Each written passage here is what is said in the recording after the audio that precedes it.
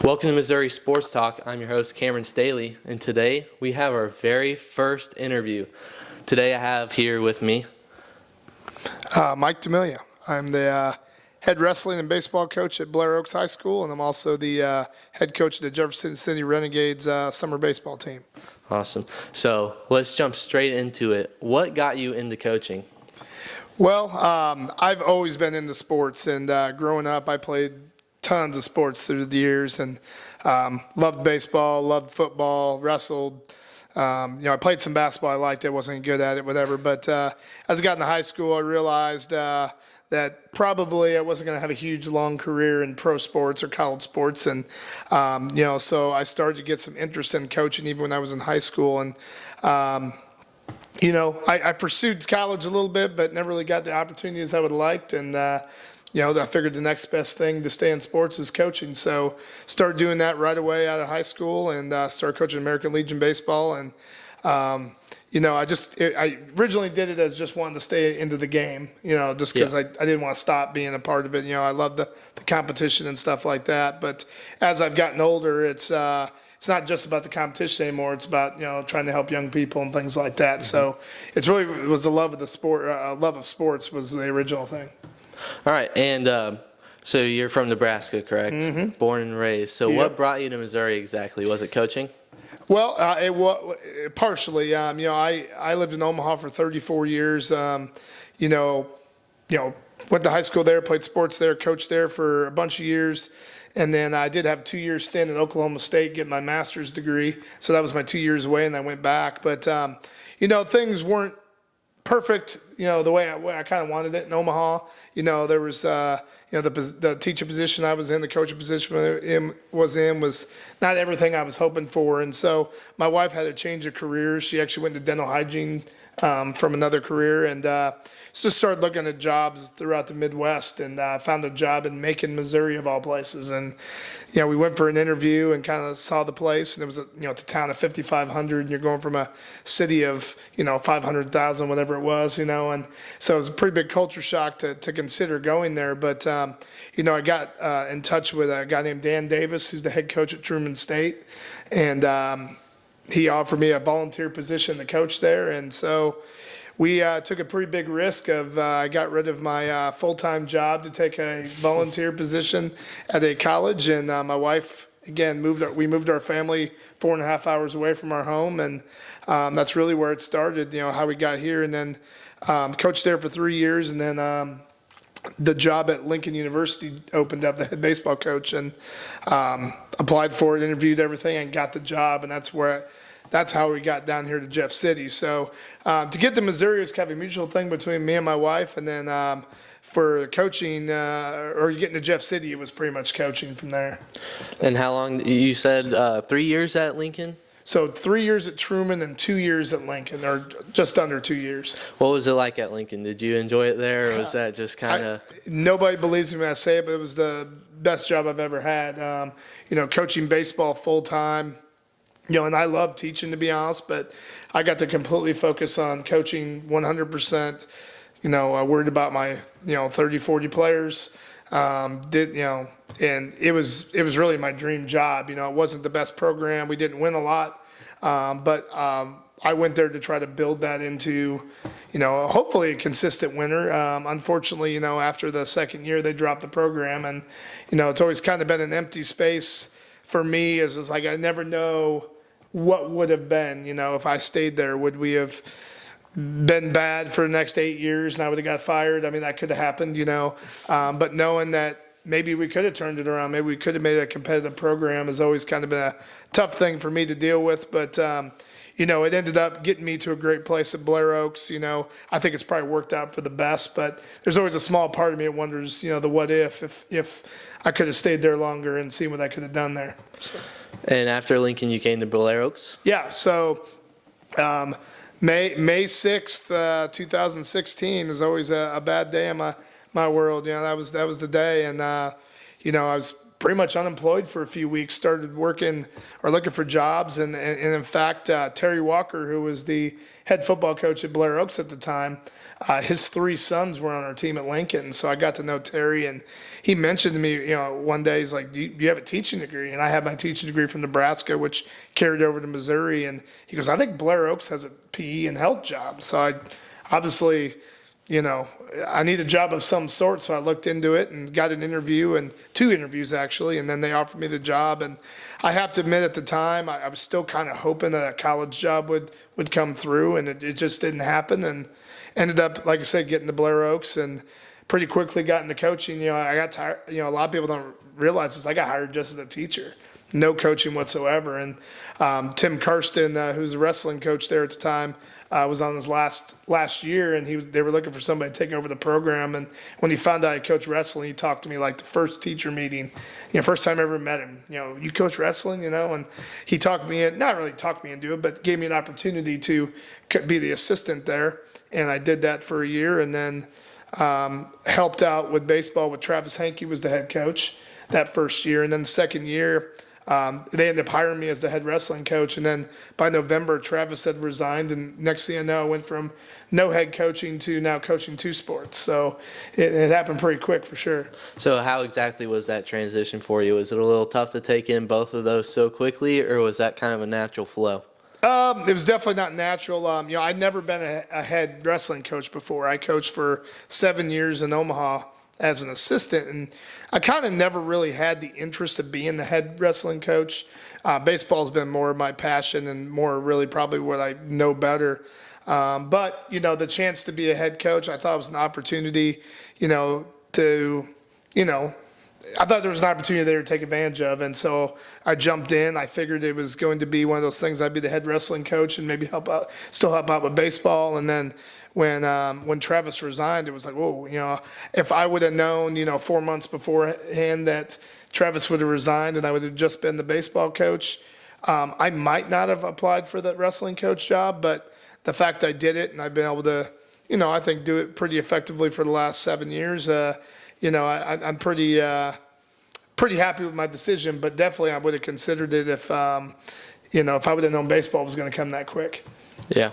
And you think Blair Oaks is going to be somewhere that you stay for quite some time? I think so. I have to admit, when we moved to Jeff City, we did our research and we researched the schools around Jeff City public schools, and obviously Blair Oaks, Fatima, all the local ones, and Blair Oaks was always one that people talked about being high-end academics. I knew they were good at sports and stuff. So originally we tried to move into the district, but we ended up settling in Jeff City. And so at the time, if you had asked me this, like right when I got there, I would have said, nah, I'm probably still looking. But now, I have 3 kids, all of them in the district, now being a part of it and knowing what kind of school it is and what kind of people are in it. I mean, I can't see me leaving anytime real soon. I definitely would probably get through my daughter's in 4th grade. I would say for sure I have 8 more years. From there, we'll see how old I feel. And, I don't know if I'll be ready for retirement by then. I'm not one that wants to sit at home and do nothing all the time. So we'll just have to see. But I think I got a good eight years in me for sure. Awesome. So we'll start with baseball. We're coming up on the season. How do you think this one's going to go? Yeah, for sure. The one thing Blair Oaks, we have numbers. We have depth. We have so many kids in our community that play baseball. You're bound to run into some good players. And so really since I got here, we've been very competitive. Obviously, we had a state championship team in 2019, a runner-up in 2021. The last 2 years, some people will call it disappointment.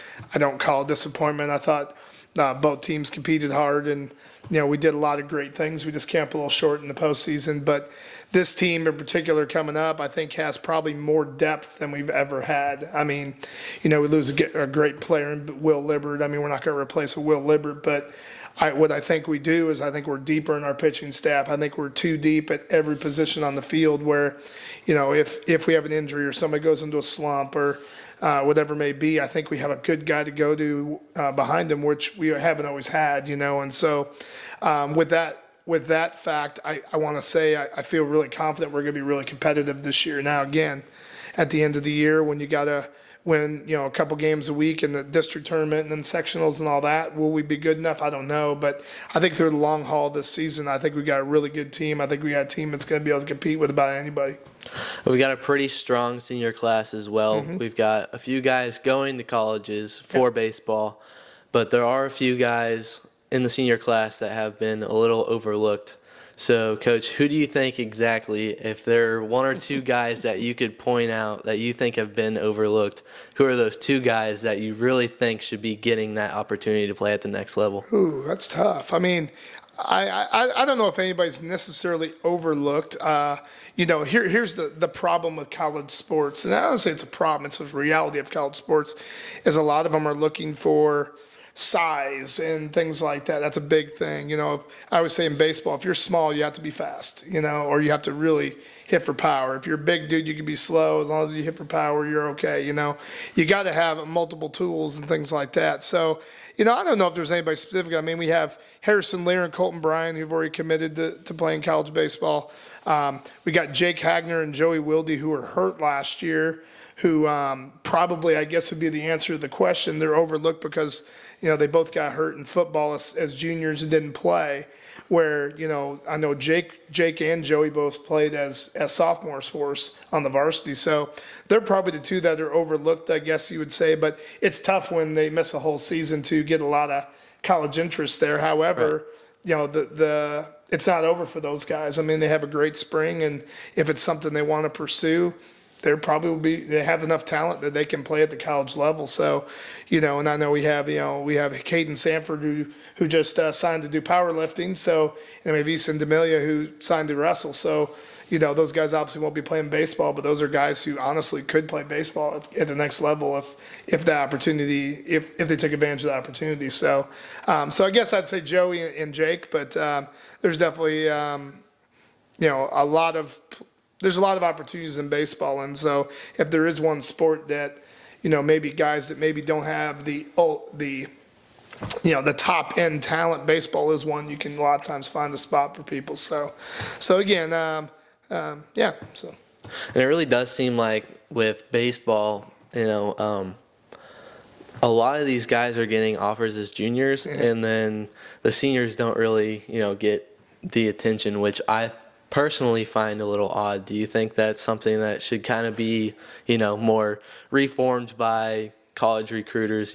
Just because these senior guys don't have offers doesn't mean that they're not good. Yeah, well, at the highest level, so you're Division I, they're recruiting kids in 7th, 8th grade now. I mean, they're not even waiting around. If, talking about Will was getting people talking to him when he was a 8th grader freshman. I remember his freshman year was COVID year for us, and I had coaches calling me. I'm like, I've barely even seen this kid play. I mean, I had him in my health class, but I didn't know what to tell him, and I had a pretty good idea Will was very talented, and he obviously is, but, it's crazy to think about that they're recruiting kids that young, and that's just the way it is, and so the problem with that is, some kids are really early bloomers, like some boys mature much faster and earlier than others, so they end up being really good in 7th and 8th grade, but then when they get to their junior year, they're the same players they were when they're in 8th grade, where you have a kid who maybe was undersized and maybe lacking a little some skill, maybe when he was in 7th and 8th grade, and all of a sudden they get to junior year, and all of a sudden they grow 6 inches, and now all of a sudden they're a different kid, and so I do think it's odd. I don't know if it's ever going to change back. I mean, when I was in high school a long time ago, they usually recruit guys till junior year at earliest, and then a lot of it was just senior year, so the fact they're doing it so early is odd, and it's a huge risk for those schools too, because you do not know what that guy's going to end up being. But I think it's here to stay, and I hope it doesn't get worse. I hope we're not recruiting kids before 7th and 8th grade, but it could happen. But yeah, I mean, I'm not a huge fan of that concept either, but I do understand that everyone's trying to get ahead of the game, and I want to be the first school to talk to that kid and offer that kid and all that. So I understand why those schools are doing it. Yeah. So how many years exactly did you say you've been at Blair Oaks? So this is my, oh gosh, is this 7? Did I say 7? I think that's right. Yeah, I think it's 7th year. I don't keep track, I'll be honest.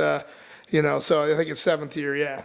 All right. So in year 7, I know you had that state championship team, you had that Final Four team, but what exactly do you think is either your favorite or the best team you've coached besides that state championship team?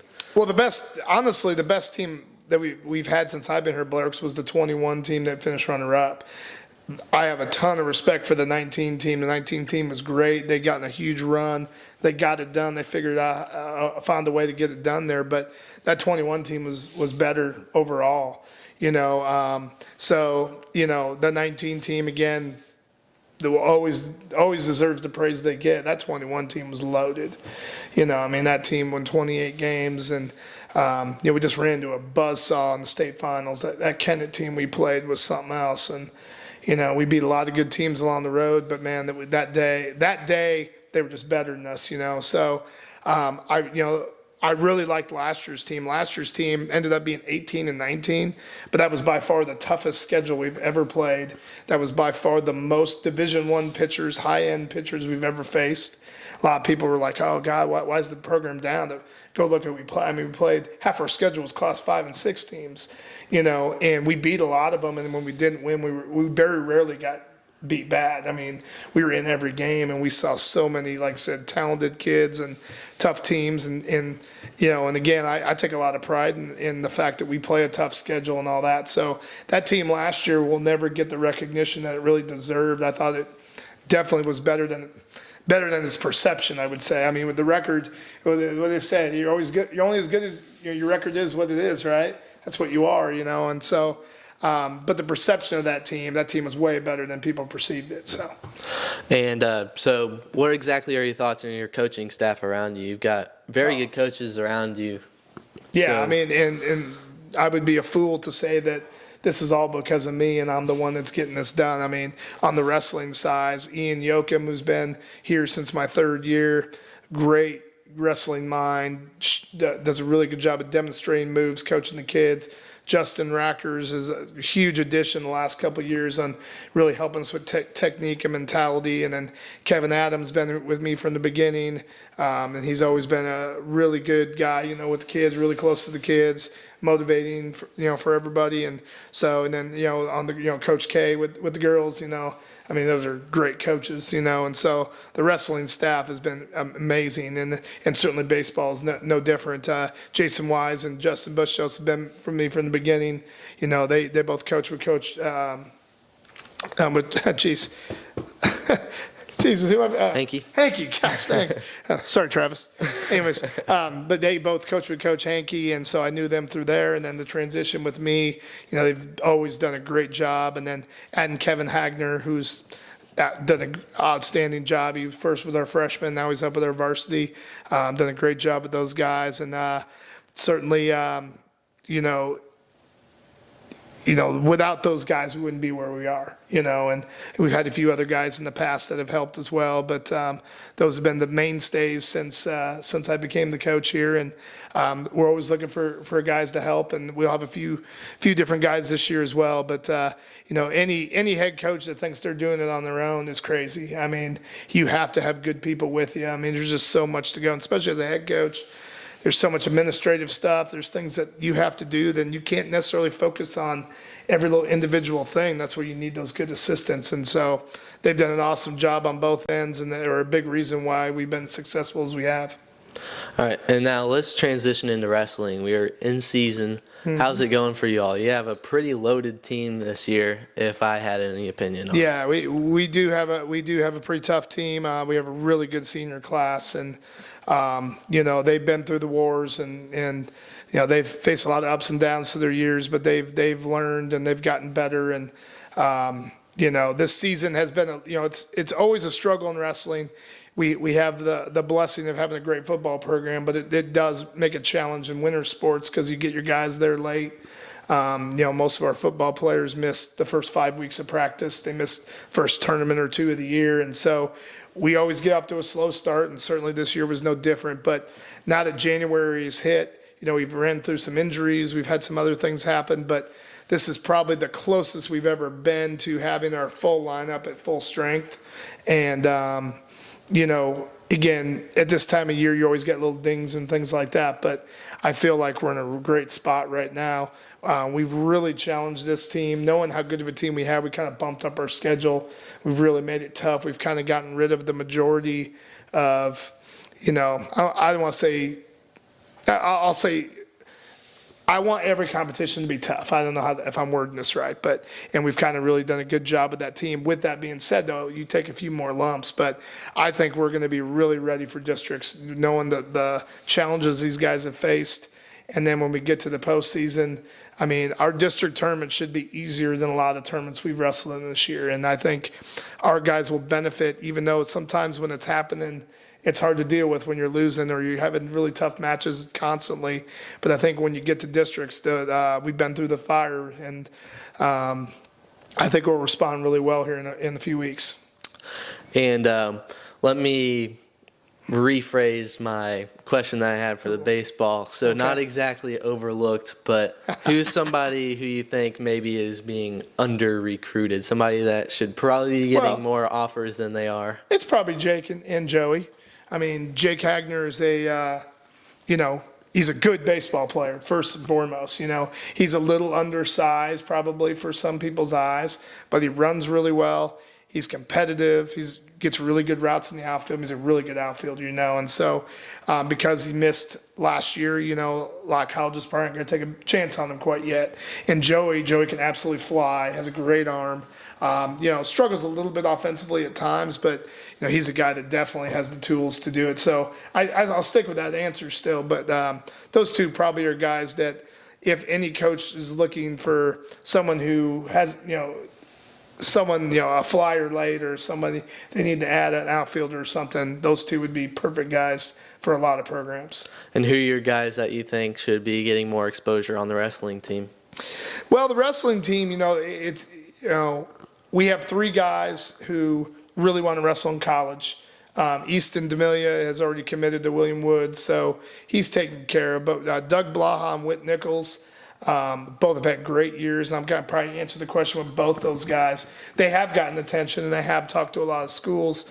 Whit has had an amazing year. I mean, he really has made a huge jump from his sophomore year to now. And Doug Blaha, has kind of been steady for us. Doug battled some injuries his freshman and sophomore year, and then last year had a great year, finished sixth at state, and now he's 28-1. He actually lost his first match Saturday against a returning state champion. I mean, he was a really good guy. And Whit, like I said, Whit had a losing record as a sophomore, and now is ranked third in the state. I think he's 27-7. I mean, just amazing. And so I think those guys will commit somewhere, and they will wrestle in college. Outside of that, Brady Kirpin is, going to play football, and Cole Peters, I think he's kind of ready to be a college student, and Brooks, I think Brooks Nichols is that way as well. So out of our senior class, the three guys who want to wrestle should get an opportunity. What are your thoughts exactly on the future for the wrestling team? You think you've got some pretty good guys coming in from middle school, or the underclassmen, freshmen and sophomore? How do you think it's going to be in the next 1, 2, 3 years? Our numbers are a little down. We had some pretty good numbers in the middle school. Our high school numbers are down, middle school numbers are down. Youth club's a little bit down too. Actually, our youth club's got decent numbers, but it's really young. I think we might take a little step back as a team next year. I don't think we'll quite have as strong and deep as a team as we have right now. However, that being said, we got some good juniors with Carter Kempker, Jackson Fink, Carson Rustemeyer. I'm forgetting somebody. Who am I forgetting here? Nate Casey. Those guys are all wrestling at a pretty high level right now and are competing really well. We have a sophomore, Caden Cottle, who got a chance to be a state qualifier and possibly a medalist this year. So the number of really good guys is probably not where we would like it, but I still think there's some individuals there who can really make a lot of noise. I mean, all 5 of those guys as named could probably be state placers next year. And if you get 5 state placers, you got a chance to get a team trophy, And so, again, not quite as deep as this team, but I think that group there is good. I know we have a couple 8th graders that I think could be really good, and I know our 7th graders are fairly strong. Unfortunately, our freshmen are kind of inexperienced. We have 4 out. Probably the one who's probably the closest would be Chris Utterback, who is wrestling varsity for us, taking some lumps here and there, but I think he's a kid who's going to be good here in the future. So, we'd like to see the numbers go up. I'm not sure how to do that yet. We're working on that. But the cupboard's for sure not bare, and I think that we will consistently put out a competitive team, but hopefully we can add some more pieces to make it even more deep and competitive. And speaking of the whole team thing, all right, the motto for this year, it's on the wall, on the doors, one more. One more. You guys were 1 point away from placing as a team in state last year. Yeah. So what exactly has that meant to you? What kind of effect did that have on the team? And has that really driven this team this year so far? I think so. At first they didn't understand it. It's kind of funny. I remember telling somebody at state last year, and I remember just one more match. I'm like, we're going to make that our motto next year. Like, I was thinking that like the day of the state tournament. And then when we had it on our wall, I goes, anybody know what that means? Nobody understood it. And I'm like, how does nobody understand what this means? And but when I explained it, you saw them like, yeah, that's it. And I know like Easton wants to do our highlight video. He wants to put one more somewhere in there. And so I think the guys know, and every guy on our team that wrestled the state tournament last year knows that there was one match. Every one of them's got one match that if they could have won, they could have found a way, we would have got that team trophy, And so you can name them all. Every guy there had an opportunity, and we didn't get it done. With that being said, we very easily could have finished 10th. I mean, there were some, Easton wins in the bubble match, like by 1 point. I mean, he loses that match. He doesn't medal, costs us points. Whit Nichols wins in double overtime in his bubble match. I mean, he loses that match. Again, another one there. Doug Blaha, not Doug. No, Doug was okay, actually. Doug lost the one opportunity he had in his consolation semifinal. He had a kid on his back and didn't pin him, and then got caught in the next period. Like, he could have won one. Brady could have won his final, et cetera. And so every guy had that opportunity where they missed, but they also took advantage of some things. And Dougie took advantage of it. Obviously, Brady making the finals was huge. And so I think every guy took ownership that they could have gotten one more.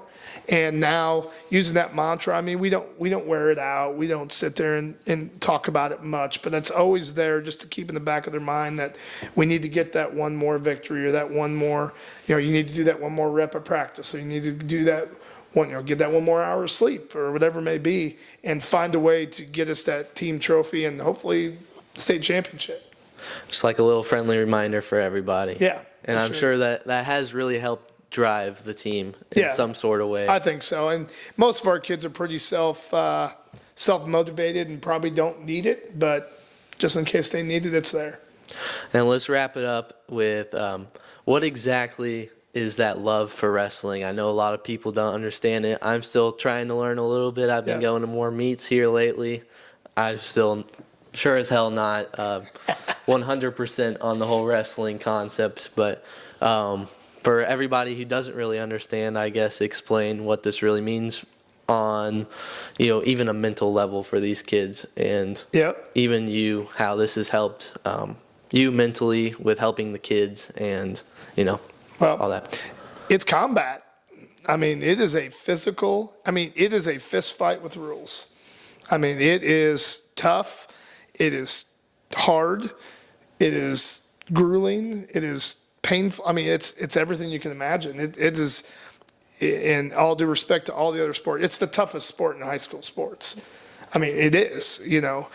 Football's really tough. I'm not to badmouth football. You have, basketball, hockey, all that stuff. I mean, but nothing compares to being one-on-one on a mat with somebody, and pretty much, like I said, a fist fight with rules, And so what I've always kind of been, I mean, I wasn't a good wrestler. I mean, I'm not trying to sit here and act like I was so tough. I'm not, but I love the mentality of wrestling. I love the fact that guys are constantly playing, they're wrestling with injuries. They're pushing their bodies to the absolute limit.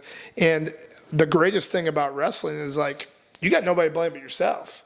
You get beat, it's on you. I mean, in football, for example, you could always blame the coach's play call, and you can always blame the linebacker next to you that didn't do this and all that. In wrestling, it's on you. And so I think as a wrestler, you take on that responsibility, and you're either going to do it or you're not. I mean, there's no gray area in wrestling.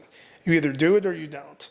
And that's what I really like about it. I mean, and even just at practice. I mean, yeah, I'll admit this at baseball sometimes. I mean, sometimes practices are, I mean, it's kind of monotonous sometimes. And then, but wrestling doesn't have too many days like that. There's always something to work on, and it's still two people in the mat, trying to impose their will on somebody. And so it just has a different mentality. And again, I would always say probably my first love will always be baseball, and I love coaching baseball. But there's something about wrestling, and especially wrestling practice, where it just seems like there's always, you never have a wasted day. You never have that day where you're not getting a lot done and getting better. And so certainly in baseball, we try to get better too, but it's just, there's only so much you can do in baseball sometimes. And, and then you play a lot more in baseball too. So you always focus on the games where we have 3 practices until we got wrestle again. So you have a lot more to focus on there. So,